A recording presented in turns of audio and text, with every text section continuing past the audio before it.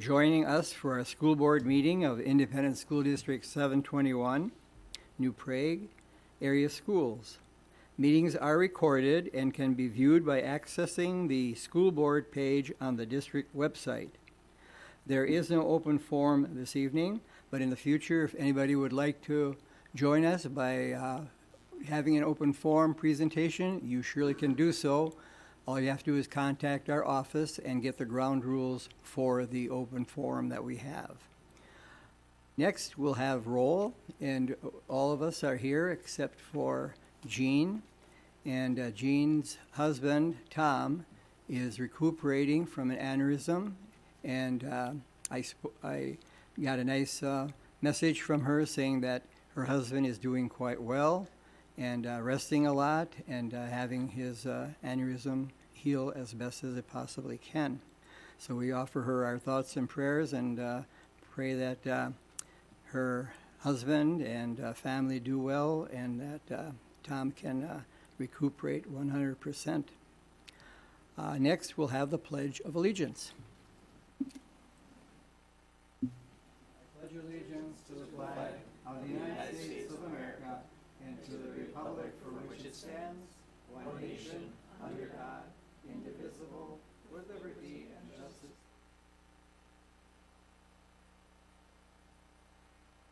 Next, we'll go on to item 4, which is the Spotlight on Success.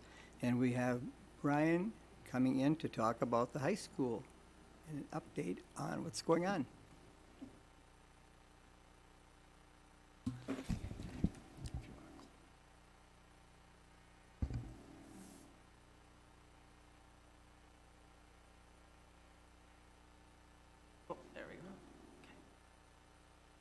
Good evening. Thank you very much for having us this evening. We're excited to provide an update about New Prague High School. I have with me New Prague High School teacher Brittany Elson, and we'll introduce our students in just a moment for our Spotlight of Success for Success this evening. The first piece we'd like to highlight is we're very excited on October 2nd to have our second annual Career and Tech Day at New Prague High School. Our Career and Tech Day is something that is an event that all of our sophomores and our 11th grade students will be able to take part in. We're excited to have over 55 of our local and area businesses in our gymnasiums to be able to interact with our students so they can learn more about the wide range of careers that are available to them. We all know that that's that age where we're starting to think about our post-secondary plans and think about what might interest me, and you just never know where that spark may occur, or where an interest may shift, or a student might find that one moment where they realize this is what I would like to pursue after high school. And so it's just a great community partnership with our local businesses to be able to have those experiences, to share what they do with our students, and our students to be able to ask questions of local businesses, to learn about the wide range of careers that might be available in any one of those companies that will be present with us. So we're very excited about that as part of our Career Connect program. Our 10th grade students, as part of that, will have a couple of guest speakers. Nick Slavic from Nick Slavic Painting and Restoration will be one of our guest speakers. And Maddie Lieski from Scott Equipment will also be speaking to our 10th grade students just to talk about post-secondary planning and their future careers as well. So we're very excited for that event on October 2nd. And with that, I'd like to introduce Brittany Elson. Brittany Elson is our Introduction to Education teacher at New Prague High School. This evening, we wanted to take just an opportunity to highlight that program and what it does for our students. And so Brittany will be speaking just a little bit about her 5 years as the Introduction to Education teacher and how this program has evolved over time. We chose to kind of highlight 3 different things. Our students are going to speak about just their experiences for a couple of them. The first one is our field experience placement. We are so lucky that we have the educators that we do that allow our students in Intro to Education to come into their classrooms. And in the fall, they actually get to work in the classrooms twice a week. That is through Normandale. And then in the spring, they get to go in Monday through Friday in our 4th hour class. And they really get to see, it's not all day, but they get to see what a everyday schedule looks like in the classroom, which is really, really important. Another highlight is that it is through Normandale, so that we are able to visit Normandale and they are able to meet with education professionals that can tell them about the pathways through teaching. So not just 4-year, but they could do 2 years at Normandale and then transfer to Mankato, which is really great. And then they do get 4 credits through Normandale. And this class is the kind of the foundational class at almost all the universities are going to have you take when you want to be a teacher. So that satisfies that credit, and they can jump into the education classes at these universities or colleges afterwards. And then another important piece is we invite speakers in. So we ask different professionals throughout the district to come in and talk to our students. Here is the kind of trend data. The last couple of years have been really great. COVID was unique because we couldn't actually be in the classroom. We had to make our observations through recorded teaching, and it was just not that great. But I am proud the last 3 years we've had really good numbers, and it's exciting to see this many kids that are interested in the profession and want to be there. So definite some growth, and starting in COVID was just a little bit tricky, I would say. Here's a little bit more about our field experience placement. So as you can see, we have them all across the district. We have 5 kids in the early childhood program, which I think is really unique that we're able to send them to be in a birth or like a 3rd, 3, 4, 5-year-old classroom. That's really awesome. We have a couple people at the district office, 1 in Ravenstream and 2 at Falcon Ridge in their early childhood program. And we do have 3 kids that are interested in special ed, which is really exciting. That's something that's usually discovered maybe later in the education program, but I love that kids are willing to check out those classrooms right away. And then we have 7 students at the 2 elementaries. Eagle View is just a little too far out to get the kids back in, so it's a bummer for us, and then 9 at the middle school level. There is a ton of benefits of actually going to the classroom. Obviously, going into your kindergarten classroom, the last time you were there, you were 5 or 6 years old. So going in and seeing your kindergarten teacher through the lens of an educator is really a cool experience, and a lot of kids are in their favorite 1st grade classroom or 5th grade classroom, so that's really cool. It also helps them figure out what age is best for them. A lot of times students will think, okay, middle school is for me, and then they get in front of middle schoolers and they're like, maybe not actually. And then they'll go into like 2nd grade and realize 2nd grade is a lot closer to kindergarten than you would think. And then 5th graders, so it helps them figure out before they even get to college what license they might want to work on, which is really great. And then of course they get to learn from the veteran teachers. They get to have kind of real time to watch a lesson, to get the feedback from the kids, but also be able to talk to the teacher about their reflections of how they thought it went. And then they get to start working on how to get the skills to develop a positive relationships with students. By the end of the year, they even get to deliver a little mini lesson with the help of the cooperating teacher. So that is really cool because they prep it, they have it, and then they also get like some sort of feedback or reflection from the teacher as well. This can be really small groups or big group. A lot of times it's just a small chunk of kids.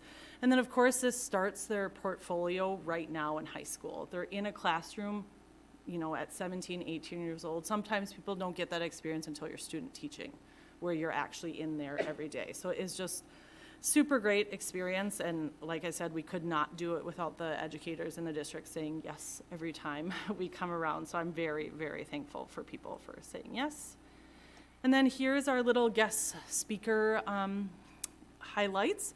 We not only ask teachers to come in, we ask admin, counselors, special education staff, activities, because we want the students to understand that being part of education isn't just teaching. So we have a lot of people come in and give their real world perspective. I love authentic stories of, okay, I was 20 before I decided what I really want to do. It's really good for students to hear that at 17 and 18, they don't have to figure it all out. And it's also okay not to know that you want to do education right away, but we're lucky because we have this class, so kids are already taking a step in the right direction. And they can talk about what other roles you could have at a school, which is really great. There is a Q&A session that the students are allowed to ask questions that they're wondering about. So The person will give a presentation and talk about their background, how they decided to become an educator or work in the education field, and they're allowed to ask question and answers at the end.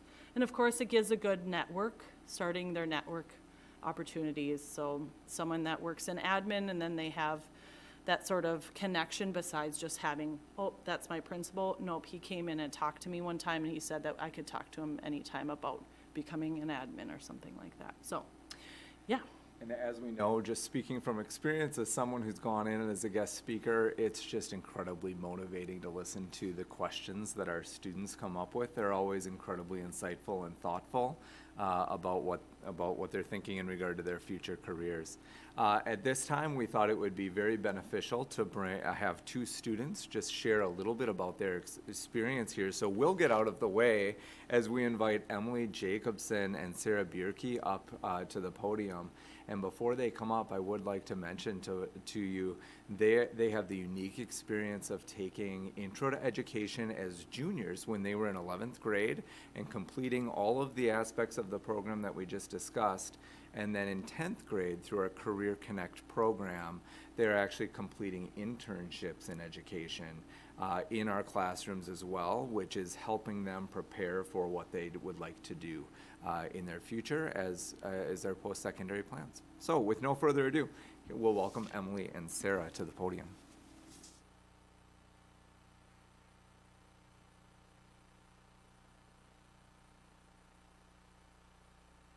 Good evening. My name is Sarah Berkey, and I'm a senior at New Prague High School. I'd like to share how my field experience in the Intro to Education class last year has shaped my future goals of being a teacher. In the fall, I was in Mrs. Borridge's second grade classroom over at Falconridge, and I was there twice a week, on Tuesdays and Wednesdays. And then in the spring, I was in Mrs. Wagner's fifth grade classroom, also at Falconridge, and I was there every day, Monday through Friday. I was also able to see school through the lens of not only a student, but also as a teacher. While shadowing, I've learned many strategies of how to manage my own future classroom, how to build relationships not only with the students, but also the staff, and I was also able to teach my own lesson with the cooperating staff. I've also started building a professional portfolio and a resume with real classroom experience. This program gave me confidence in pursuing a career in education, and it confirmed that I want to keep working with students in my future. Hi, my name is Emily Jacobson, and I am also a senior at New Prague High School who took the Intro to Education program. I want to share with you how guest speakers and college exploration helped me get a better insight of the different career paths inside education. On the guest speakers point, we got the chance to hear from teachers, counselors, administrators, paraprofessionals, and so many more. They shared personal stories, super hard challenges, and their amazing successes, but were also able to answer any questions that we may have had. Now for the exploration point, having the chance to explore within our school opened my eyes to the many different roles needed to run a school. But within this course, it was fun to hang out with kids for an hour and learn the different insights, but I also got to earn the 4 college credits through Normandale Community College. We also got the opportunity to visit their campus, which also gave me a head start on my post-secondary journey. Through this course, I grew in confidence, speaking, networking, and thoughts for my future. This program taught me that education is more than teaching. It's a community of dedicated professionals, and I am excited to be a part of it. Thank you. Either of our guests here or one of us. I have a quick question for Brittany. Brittany, did you say that you've been doing this now for 5 years? Yes, since fall of 2020. So I'm just curious, do you have any follow-up data on the kids who've gone through this program as to whether they actually completed an education, their education in education or not? I mean, we have our first couple in that fall 2020 class that are teaching around the state of Minnesota now. I would say post-COVID, about half or more pursued some sort of education. Okay. Either kids in maybe a psychology, but yeah, I would say about half of them. In the beginning with COVID, I'm not so sure, but I know for sure that we have students that are now out, not teaching here quite yet, but hopefully soon. Excellent. Thank you. Have you ladies decided what school you're going to be attending next year? I haven't fully decided, but I'm either Winona or St. Ben's. Eh? Sorry, Winona. Winona, woo, woo. I'm for elementary education, specifically. And I am secondary education majoring in that. Good. Very good. Congratulations, that's good. Guys. Thank you for coming, you bet.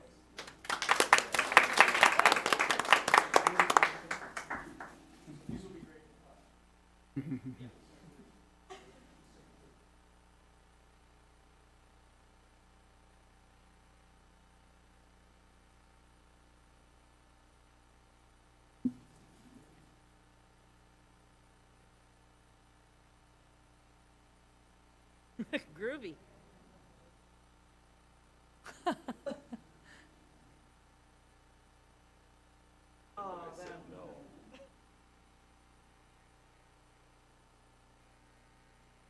Thanks, you guys. Thanks, Leanne, you bet. Next, we'll go on to item 6, approval of the agenda. Do I have a motion for approval? So moved. Is there a second? Second. It's been moved and seconded. All in favor signify by saying aye. Aye. Aye. Opposed? Item passes. Then we'll go on to item number 7, consent agenda. Are there any changes or additions, Andy, to the consent agenda? Okay. None that I'm aware of. Okay. I will entertain a motion then to approve the consent agenda. So moved. Second. It's been moved and seconded. Are there any comments or questions?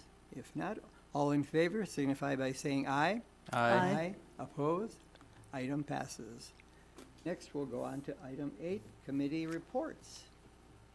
And I will start off again with the Special Education Advisory Council, and we will be having our first virtual meeting this coming Wednesday, the 25th. And I believe it's the 25th, right? Yeah, 25th. And we'll be having a full agenda. I see that we've got a lot of things that we can be covering in that meeting, so I'm looking forward to attending that meeting. Next, the Southwest Metro Intermediate School District had its meeting last Tuesday, and it was a very positive meeting. Things are going very nicely as far as the start of the school year. They're really filled up as far as having their positions all taken care of for the classrooms, which is a wonderful thing because there are a lot of special needs places that are not filled in other districts. So we're very fortunate to be filled and off to a good start that way. And then we also honored the new employees that have come on as far as teaching and some other positions as well, administrative assistant and the like. And so we had a nice little program for them. And then we honored the school board. It's, I believe it's, as a National School Board Month or Week. I forget what it is. Well, you're stealing my thunder a little bit. It's School Board Appreciation Month in the state of Minnesota. So we took care of that last Tuesday by having a nice little program for us, and we appreciate all of us on that board being able to represent our districts at the Southwest Metro School District, Intermediate District. Okay, and then we went on to, let's see, reading. Got the next committee is the Legislative Committee, 8.2. I'll take that. We met on the 10th of this month, and we continue to refine both our mission statement and our proposed platform. One or more of us will be attending the SAFE meeting in Roseville, either in person or virtually, on Friday, October 24th. That's the Friday before our next regular business meeting. We're especially interested in how our proposed platform might align with theirs. Our committee will be meeting again in November, and we'll be inviting Brian Fell to assist with some financial questions to further refine our platform. And we should be ready to present it to you after that. Thank you, Ann. Next, we have the Legislative Committee. That was that. I'm sorry, I'm sorry. 8.3, community education. We did not have a meeting yet. Okay, then we'll go on to item 8.4, early childhood community coalition. That would be Jean, and she, I would assume, has not had a meeting yet. Thank you. Mhm. Is she the only representative? I think she would call me if she could not make it. Okay, all right, thank you. Next, we'll go to 8.5, Finance and Facilities Joint Powers Committee. And we'll be having our next meeting, when again, Brian? I'm sorry. December. Okay, December, okay. Your So, joint powers today. and next we have 8.6, Equity Committee. We did have a joint powers meeting. Oh, I'm sorry. No worries. I always forget that's a slash there. No worries at all. So we had a meeting a little bit earlier today. Quite a bit of the focus of the group has been increasing subscriptions and revenue there. They've had some success with swimming lessons. That has been going well with some new classes, full enrollment in all their classes, and then also have added some preparatory classes for people who might go join the swim teams. And so those new classes have increased participation and some revenue as far as that goes as well. And then on November 1st, they're going to be starting a membership drive. And so at the start, there's 50% 1 month off, 50%, some free sample classes and things like that. And then in the afternoon, families can get 50% off on admissions to try to get people into the facility and see how wonderful it is. We're also going to be having an hour shift, so they've been getting some complaints and cancellations with it closing too early. So they're going to be extending the fitness side of the facility 1 hour later into the evening to see whether or not we can help with that. The pool is still going to close at the same time because that is the most expensive part of keeping things open. And so we'll hopefully over the next 5 to 6 months get some feedback of whether or not some of those changes are going to help us grow that service some. Thank you, Dan. And as I said, Equity Committee did not meet. And then we go on to 8.7, District Advisory Committee. I got it. Okay, thank you, Karen. So today was our first meeting of the school year, and the majority of the time was spent discussing the comprehensive achievement and civic readiness, which used to be world's best workforce. And it centered around 5 goals that they put in place, where there's a statute that tells you kind of what the goal areas need to be, but then schools have the liberty to then create goals within their district that make sense. And so those are to have all children ready for school, to close the racial and economic achievement gaps between students. All students are ready for career and college. All students graduate from high school, and then prepare students to be lifelong learners. So just a couple of items to note. For the achievement gap, they waive the free and reduced population compared to non as kind of that balance of how the two groups are achieving. And the goal last year was to decrease the gap from 16 to 10, and that was, I think it was 15 is where they ended up. And so the goal for this coming year is going to be the 10% again to try and get that even closer. Let's see. There is, for the students that are ready for career and college, the 8th graders do a career interest inventory that kind of guides them in what they might like to do. And there was 252 students that participated in it last year, which was really good. And the other part of that is to increase the number of 9th to 12th graders from 88% to 90% that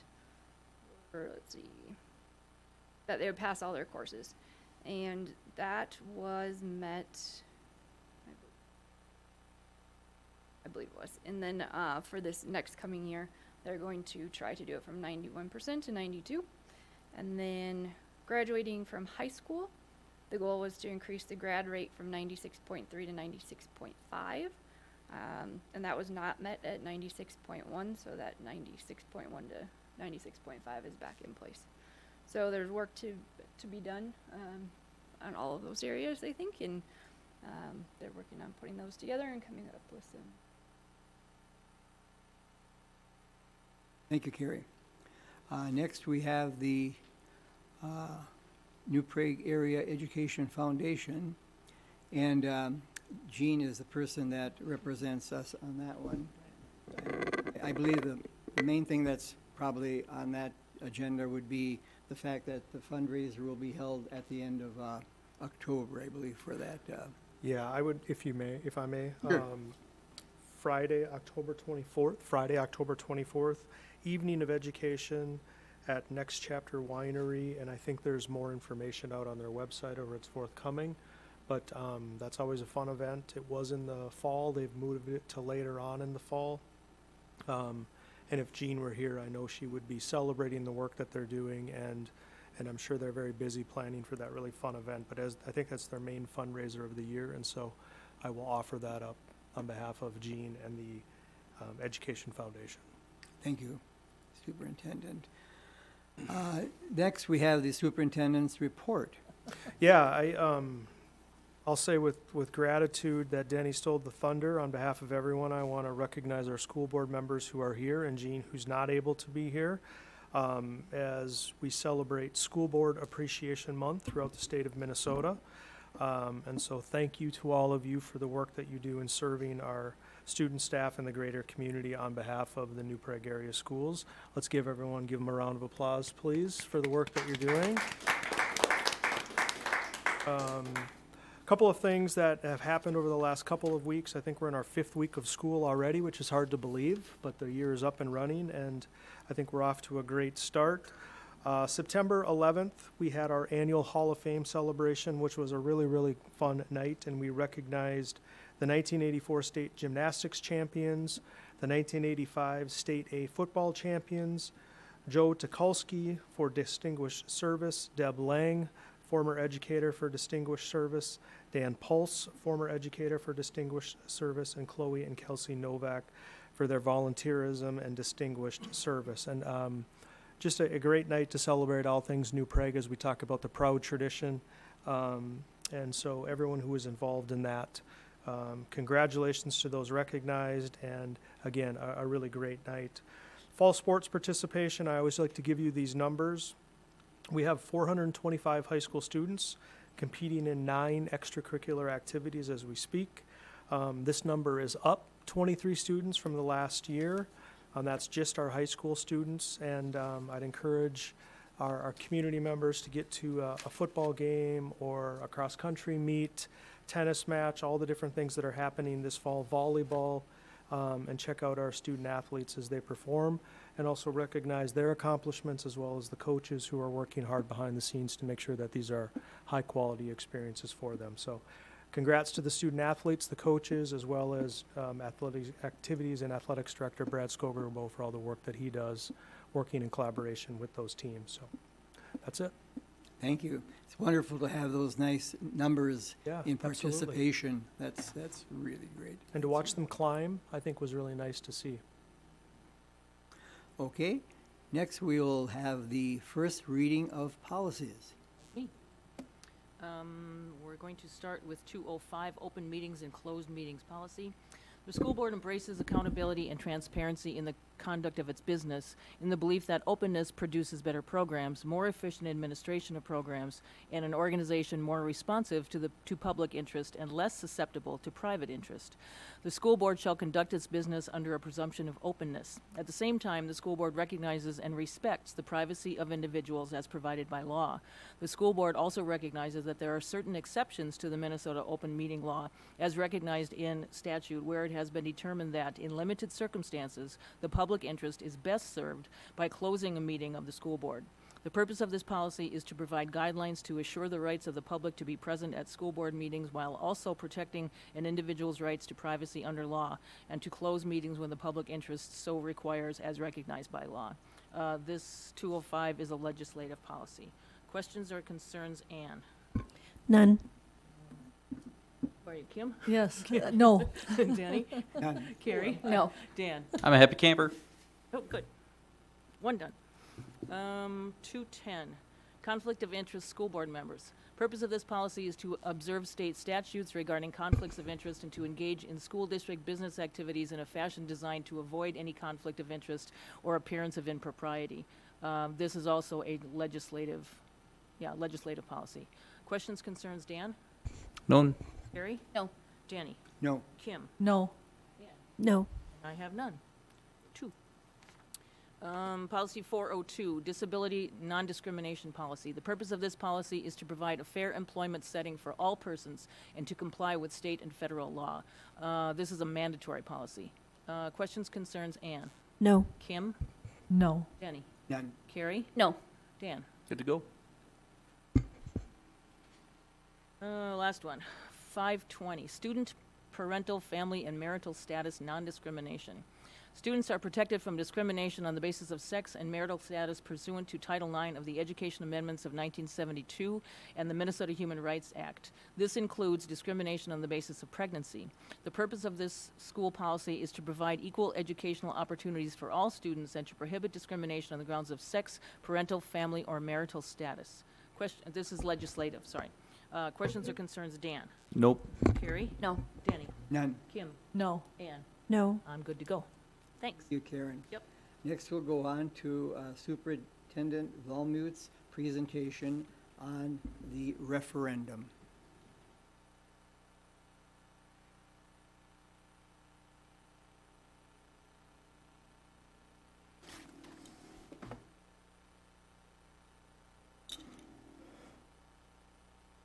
Put your glasses on. Used to be able to do this without the glasses. I just want it to be noted. The purpose of this, and many of you have seen this, so this is not just for the board, it's for the greater community who may be watching this evening. This is the referendum presentation that I get to sit before you today and share. And I would say that it is a lot of work, time, and energy that has gone into this on our team in order to share the message of why the referendum is important, what it means to the school district. And so I sitting before you, but there's been a lot of work for others who have helped get it to this point. Just for clarification again, I'm not telling you how to vote or anyone in the audience who may be listening how to vote. We're here to share information. And so we have a group of people at sites that we have site teams that their job is to get information, share information within their school communities. That's ongoing in all of our schools. And we have an advocacy group that is meeting as well. That is a citizens advocacy group. Their job is to help push the yes vote if that's what they so choose to do, right? And so that group continues to go forward. This presentation is about the left, it's not about the right. Right now we're trying to inform you and the greater community about all the things that are going on with the particular referendum campaign. A lot of this, if you're remembering back to the fall of '23, there are a lot of similarities, and that's intentional between our messaging now and what we talked about 3 years ago. We still have issues that are plaguing New Prague, as they are other school districts in the state, and I'll show you that. And that's unfortunately funding from the state and the federal government that hasn't kept pace with the rate of inflation, unfunded and partially funded mandates, and the fact that it costs more to educate students in the 21st century than it did 10 years ago. Inflation has an impact on our homes, on individuals. It also has an impact on organizations, such as this wonderful school district. So in order to ensure that promising future, we are going to voters for an operating levy increase to help maintain high levels of programming and avoid future budget reductions. As you all know, this wasn't something that just came up. This was, I would say, 2.5 years in the making after the last referendum didn't pass. We, as a group, started to talk about what was next. And so the question that I'll get to in just a minute was informed by discussions that have been ongoing over multiple years with multiple stakeholders. And it also, there's a lot of, I would say it's data-driven in terms of getting community feedback. We commissioned a survey this spring to really get the perception of the populace, not just our staff or our families, and that helped inform our initial question. At one point, we were thinking about 2 questions, one being an operating referendum for $3 million, but then we also have the work that the facility task force did, the good work, that the facility task force did last year, and their recommendation was to continue to think about how to fund deferred maintenance and safety and security in our buildings. Because of the feedback that you all received and that we received, we've held on the bond referendum for now, and we have an operating levy that was lowered to $2 million to take into consideration the feedback we got, as well as the fact that we're the only entity in town that has to go to voters to raise taxes. And you were very cognizant of that as a group, and as a result of that, here are the details of our question. Trying to hover around that $20 a month is what I continue to remind people that you all felt was a reasonable number to ask for voters. $2 million would be the result of that on $20 a month, assuming that it was a home valued at $400,000. And we felt that that was a fair number considering the 160 square miles of the New Prague area schools. Not just New Prague, but New Prague, Elko, Newmarket, surrounding communities, that we felt that approximate value of $400,000 was fair. If you remember back, that number was $350,000 2 years ago. Home values increase. We're taking that into consideration. I know you all know this, but speaking to people who may be hearing this for the first time, we do have, I think, a pretty robust web pages on our website, and you can see the information there, npasschools.org/referendum. One of the features is that people can go in and they can type in their address, the property tax calculator, and they can better understand what the impact would be for their particular home. All right. Because this is for operating, the impact is really felt on our local taxpayers, so that people would be taxed on their house, garage, and if they had land 1 acre. This would not tax farms like they would if it was for a building bond or all the acreage. This would be for a home, garage, and 1 acre. Again, more detail can be found on that website. People oftentimes ask, why? Sorry, thought I heard something over there. I did hear something over there, forgive me. Well intended, yes, but I heard something. People often ask, what is this money going to be used for and why do we need it? And we've tried to simplify that, and I'm going to go into greater detail into these 4 different buckets: to maintain current class sizes, to maintain current bus routes, to maintain current programming, and hopefully avoid future budget reduction. And again, that just isn't something that we all came up with. That was informed through the feedback that we got in not just the survey we did in the summer of '25, that we also took into consideration the feedback we got from the survey we did, community survey we did in the fall of '23, as well as the feedback we got during the last referendum campaign and then after as well. So what does that mean, maintain current class sizes? And I'm not going to go through all of this, but we're hoping to, this is not about lowering our class sizes. That would be great and nice to be able to do that, but that's not what this request is about. In order to lower class sizes, we would need to ask for more than $2 million a year, okay? This is about maintaining the class sizes where they're at, and the averages this year are 24 at elementary, 31 at middle school, and 30 at high school. We will continue to look at those averages. I think those are pretty fair from first blush. And again, those are averages. Some of my high school friends would say, well, I have more than 30 in my class. I may have up closer to 40. These are the average class sizes as we did the class size study. And we know that smaller class sizes allow us to have more intimate staff and student relationships, more opportunities for individualized instruction, so on and so forth. Next is to maintain our current bus routes. That was one of the things that we impacted. We didn't change our board policy, if you remember, as a result of the Planning for Success process as a result of the last failed referendum. We adhered to what the policy already prescribed. And the policy was that if you lived less than 0.5 miles from an elementary school, you weren't provided transportation. And if you lived less than 1 mile to our secondary schools, we didn't provide transportation. We were providing a great service in New Prague and providing transportation to almost every student. We weren't able to continue to do that, but in order to maintain these current walking distances of 0.5 for elementary students and 1.0 for secondary students, we will need additional revenue in order to maintain these routes. And again, I think you understand the justification as to why.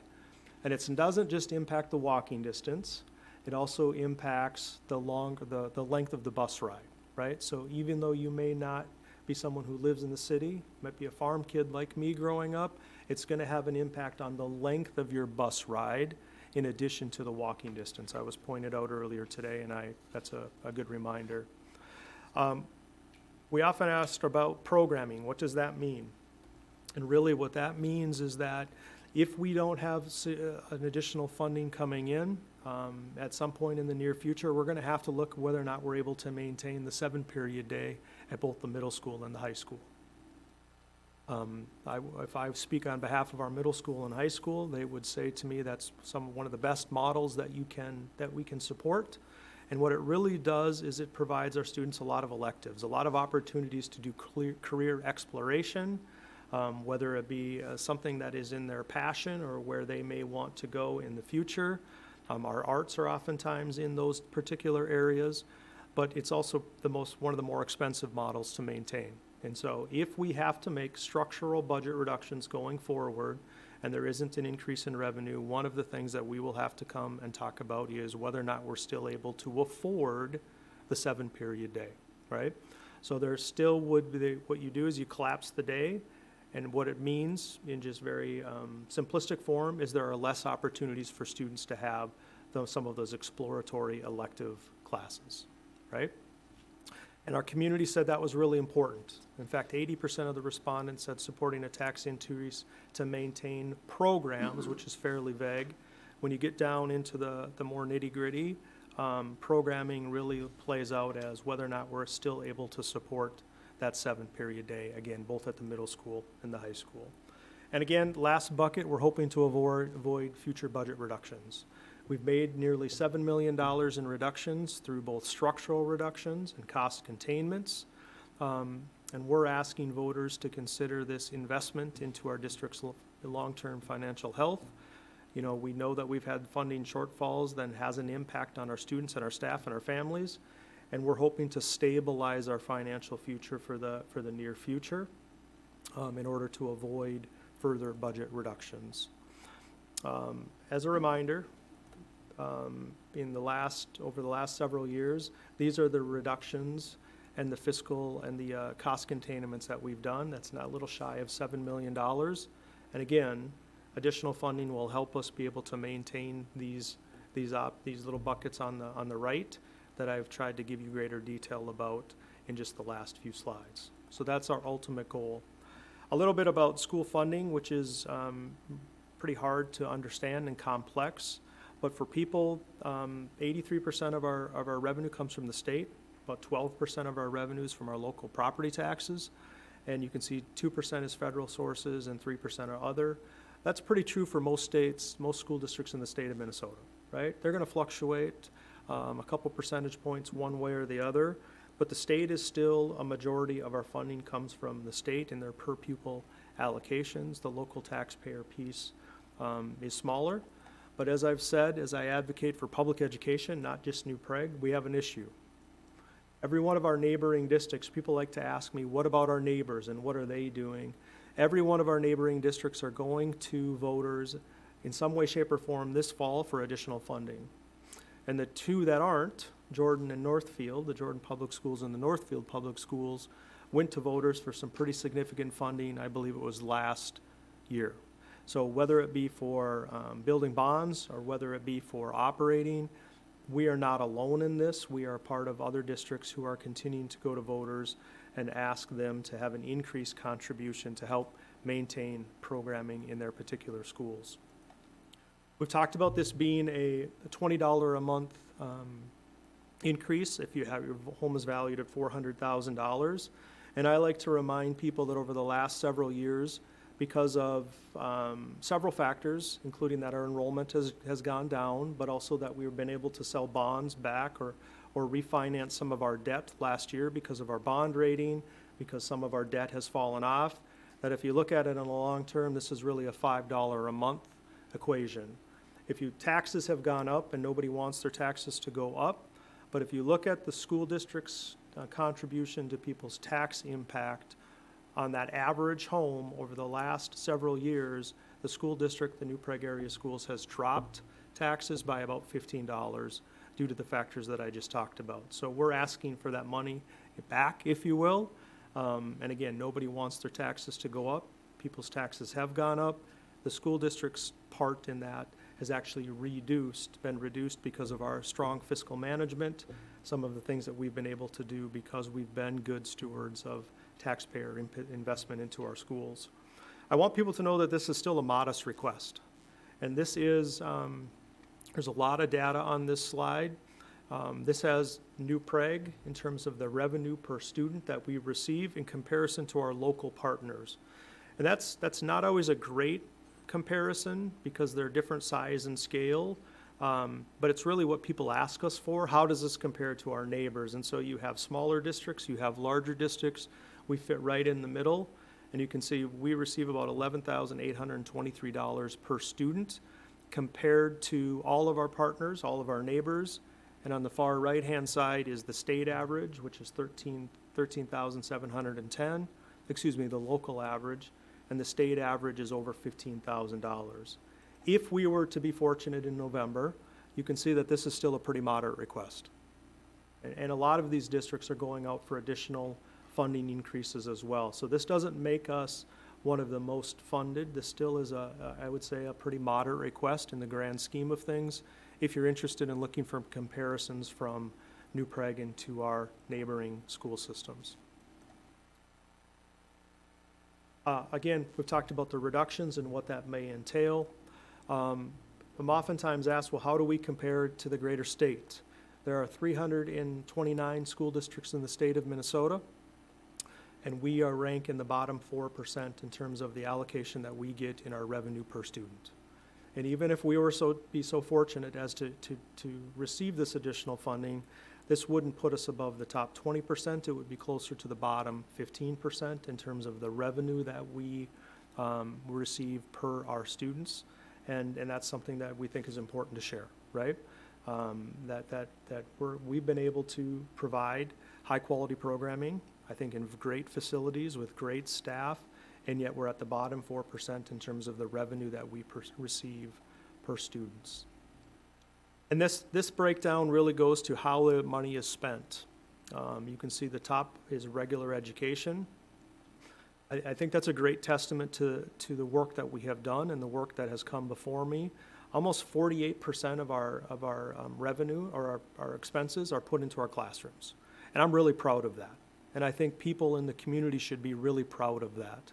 And that's significantly higher than the local average and significantly higher than the state average. As I like to say, though, one of our greatest strengths, putting our money into our classrooms, in this case, becomes one of our biggest challenges. Because if we have to affect structures, our money, which is where it should be, I would argue, it's in our classrooms. And that manifests itself in lower class sizes. So as we've made that value statement and put money into our classrooms, that's great. And our students and our staff and our families have benefited from that. It's also one of our challenges as we come forward. If we want to maintain that, then we need this additional support, or that's an area that we're going to have to look at. We've also been able to look at our special education costs and still provide high quality special education programming, but do so at a fair and reasonable percent of our expenses, especially when you look at comparison to local and state averages. And our district administration continues to be on par with local, and if not significantly smaller or smaller than what the statewide average is. So my message on this slide is we're doing what I think the voters want us to do and what the school board has asked for us to do. And I think that's great. We want to continue that. And that's why this investment is needed. I'm going to finish up in just a minute. Thank you to the work of Janelle, my executive assistant, your executive assistant, and a whole host of people, started early voting last week. And we'd asked for people to become informed. We have dates for the community presentations that I will be sharing. I'm not telling people how to vote, but I'm asking people to be as informed as they possibly can. And then once they have the information, we've tried to make it as easy to vote as possible. So you can vote every day between now and the election, which is on Tuesday, November 4th, right? And we've extended hours. So it's not just these days, these are extended hours. We have some Fridays that go until 6 o'clock. We have Wednesdays, which are always from 8 to 7, and we even have some Saturdays. Those aren't just the dates, those are additional dates we're doing besides the typical Monday through Friday from 8 o'clock to 3 o'clock. Please be here before 3 o'clock because it's a lot of work. And then lastly, that information is there for you. If people are so inclined, I'd encourage them to come to one of our sessions. They could reach out, they could call me, they could also leave an email, drop an email at, there's an email link on the website, and we will do our best to respond to those questions as quickly as we can if they were to be sent to us. I want to clarify one thing I said last time before I forget. Director Cuff asked a question, and I gave some incorrect information, not to be misleading, but we were working on an incorrect thought process. So the question was, and if Director Cuff, if I don't paraphrase this right, please correct me. The question was, can the school district take the renewal from the state and use it on this question, which is for $2 million a year for 10 years, a total of $20 million with interest? Can they use the renewal again? And we were working under an incorrect assumption at that point. I said no, and I was wrong, and I want to go on record as saying that. School districts can do a renewal one time per question. So I had said, because you made a decision as a school board to use that renewal on the 6-year question that we currently have. You did that in the spring of 23, right as the legislature gave you that option. So that was coming at us pretty fast, as I remember anyway. I was a couple months on the job, or a month or so on the job. And the belief for us at that point was that you could only do that one time. That was incorrect, and I apologize for giving incorrect information. You can use the renewal or the waiver, I sometimes use them interchangeably, one time per question. If this were to pass, you would then have 2 questions, so you could use it again if the board so chose at 10 years from now. Okay, so does that answer the question? And I clarified, so forgive me for that. Yep. Any other questions that people have for me? Just a comment, Andy.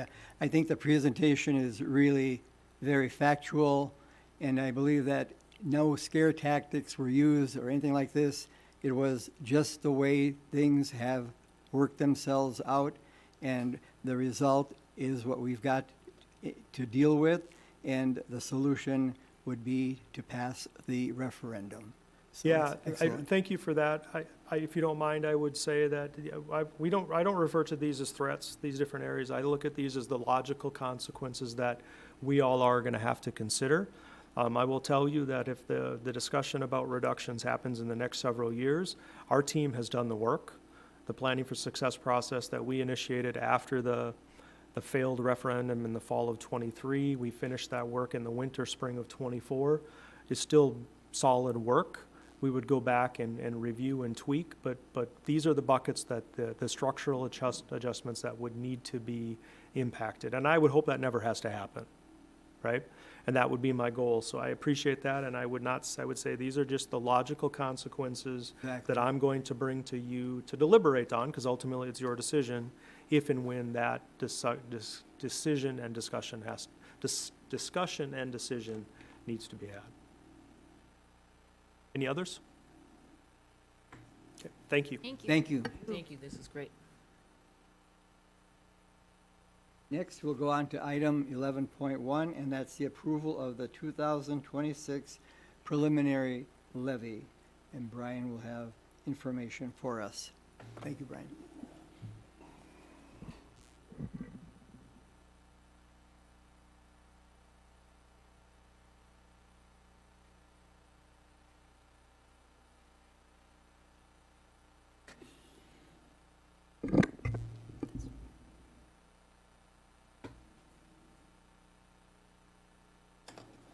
Good evening.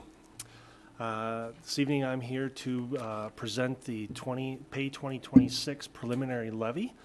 I just have a few slides to talk through with you. The preliminary levy is recommended to the board at a maximum tonight, as MDE is still finalizing calculations. In the past, New Prague area schools and a vast majority of the school districts in the state of Minnesota approve at the maximum in order to allow for MDE adjustments between September and December. The final levy will be approved as part of the Truth in Taxation presentation on December 8th. These calculations, this is a key point here, do not include an increase in the levy amount should the referendum pass on November 4th. Should the referendum pass, the total levy amount will increase by about that $2 million that we've referenced. Estimated tax impacts will be shared as part of the Truth in Taxation hearing on December 8th. You've got an Excel spreadsheet that was a part of the board docs, and then also this presentation here, just to summarize each of the three different funds that make up the components of the levy here. You can see that the general fund, we're going to see a decrease of about 0.5% on that portion of the levy there, or $28,691, mainly due to decreases in the amount of funds levied in the operating, local optional, equity, and transition funds due to declining enrollment there. In the community education, we're seeing a 12.68% reduction, or about $47,951. Seeing small changes in basic community education, ECFE, and disabled school care, and then larger than previous negative adjustments. And then for our debt service, just about a minus 0.99% there, just about a minus percent. $62,129 reduction in the levy. And that would be mainly due to an increase in the debt excess of $49,218 there. So overall, the preliminary levy right now, we're looking at a decrease from last year's certified levy at this point of minus 1.08%, or $138,771. On the next slide here, we've got quite a bit of data, but again, we're summarizing each of the three funds that we levy for. We've got the certified pay 22. So when we say pay 26, this would be the calendar year 2026 taxes. And so the pay 22, pay 23 through 25, you can see the past amounts there. In green there, we have the preliminary pay 26 amounts, the dollar difference, which I just went through there, and the percentage difference. And then on the far right-hand side, you can see there the 5-year difference between pay 22 and pay 26. And you can see in the red box there, towards the bottom right, the 5-year difference in our total levy has gone down $1.6 million, 11.25% reduction in our total levy there. In the text box below there, you can see preliminary total levy decreasing by 1.08% from last year, and then the total decrease over the last 5 years of 11.25%.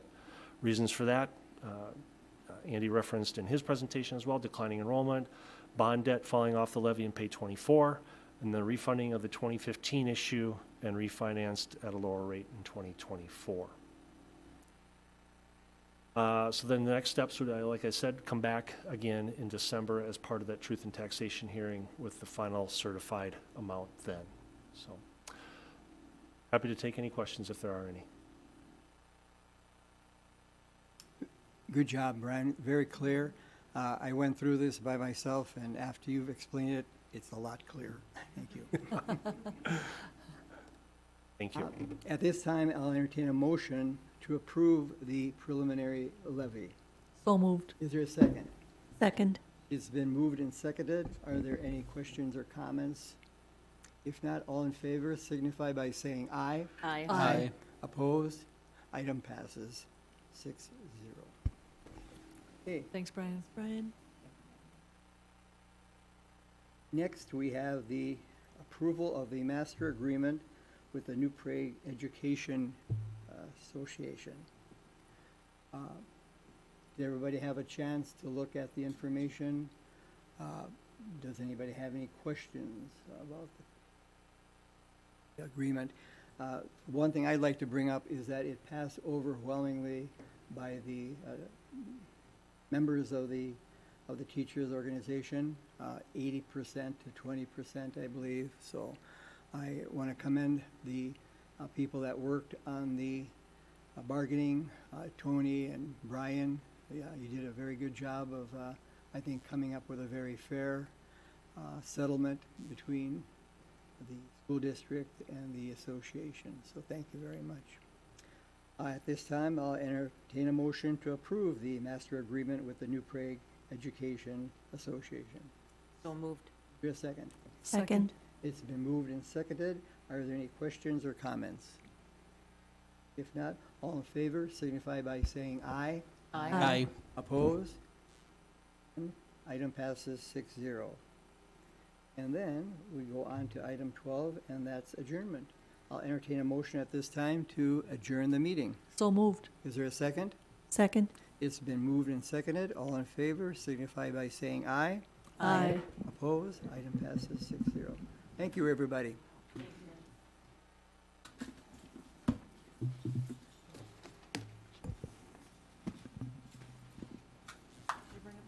I do have a pen.